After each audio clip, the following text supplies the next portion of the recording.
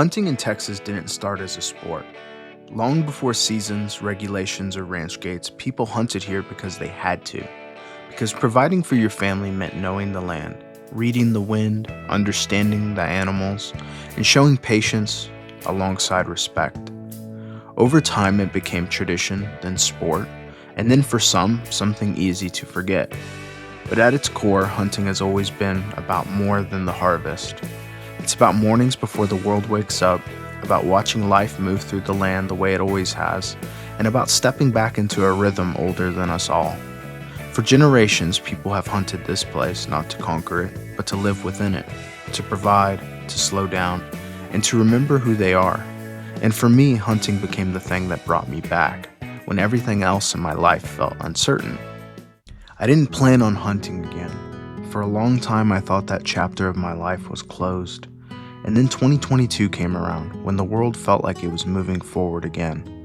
But my own world was quietly falling apart, and that's when I picked the rifle back up. In 2022, my life looked completely different. I had just finished college, I landed a good job in the corporate world, with benefits, a paycheck, and structure. I was focused on accelerating my life in a direction I thought I wanted at the time. Climbing and building and moving fast. In 2020, the world shut down. But in 2022, the world was waking back up again. And in my quiet corner of Texas, things were unraveling. Someone very close to me, my mom, was sick, battling cancer. And no matter how badly I wanted to fix it, I couldn't. That kind of helplessness has a way of cutting through everything else. And when things started to fall apart, our instinct is to lean in harder, work more, stay busier, and distract ourselves. But sometimes the answer is the opposite. When someone you love is sick, when life feels fragile, slowing down becomes necessary. And when so much is out of your control, you start gravitating toward the few things that still are. And for me, that was hunting. Opening day in 2022 came and went quietly. It had been over a year since we'd had meat in the freezer. The axis herds we saw back in 2020 had moved on. The land felt quieter, emptier.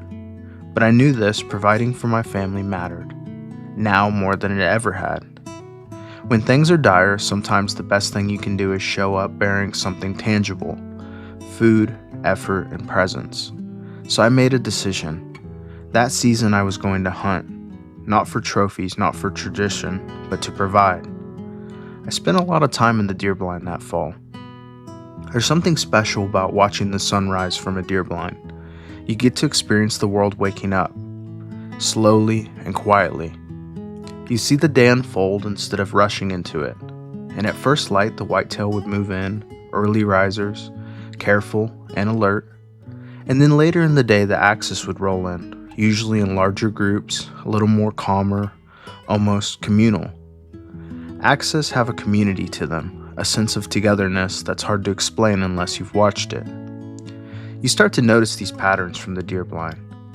Birds start their morning songs, squirrels moving through the trees, whitetail bucks coming in bachelor groups during the rut, does running from aggressive bucks, and later fawns sticking close to their mothers, learning the world one step at a time. You see life as it really is. The deer blind didn't heal me, but it slowed my thoughts down enough to prepare me for what was coming next. Being outdoors has a way of putting life into perspective. There is an immense complexity to nature, but also a simplicity. And when you spend enough time out there, you realize how many of the things we worry about don't matter in the grand scheme of things. I saw that same shift in my mom. When she was faced with cancer, her perspective changed, like it does for many people when life pulls them out of the world they thought they knew, and places them somewhere unfamiliar. The small things rolled off a little easier. The meaningless conflicts mattered a lot less, and what remained was clarity. Today I look at my mom and I believe she's stronger, mentally and physically, because of what she went through. It's a testament to something we don't like to admit. Adversity changes us, and sometimes it makes us better. I'll be honest, I had strayed far from my faith by that point in 2022. I was chasing material success, an image, and noise, doing what a lot of young people do. But in that season of life, I was forced to grow up. I thought a lot about the book of Job, about suffering, about why good people endure pain. I didn't find answers, but I found humility. Sometimes faith isn't about understanding. Sometimes it's about enduring. And then December came. My grandfather passed away suddenly.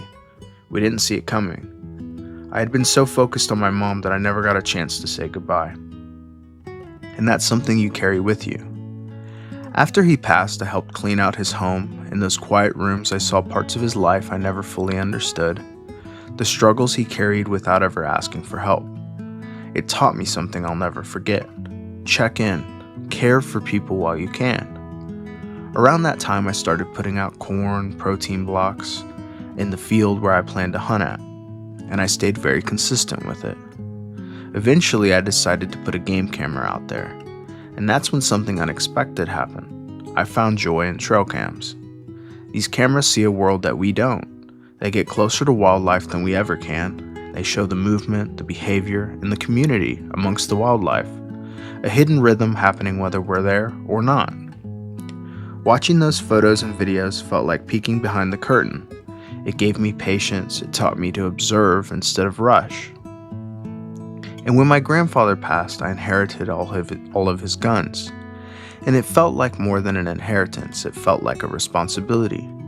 Hunting brought me back to something ancient, something rooted in me.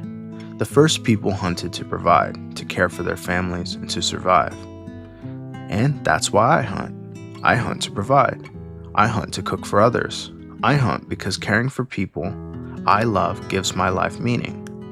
And because the land, quiet, honest, and unchanging, ties us back to God and family. In the end, that's all we truly have. Everything else is just noise.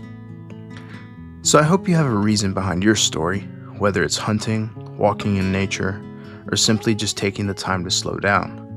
I hope you find something that brings you back to what you're meant to be. And like always, I'm grateful you're here. And if you've listened this far, thank you for taking the time out of your day to listen to me.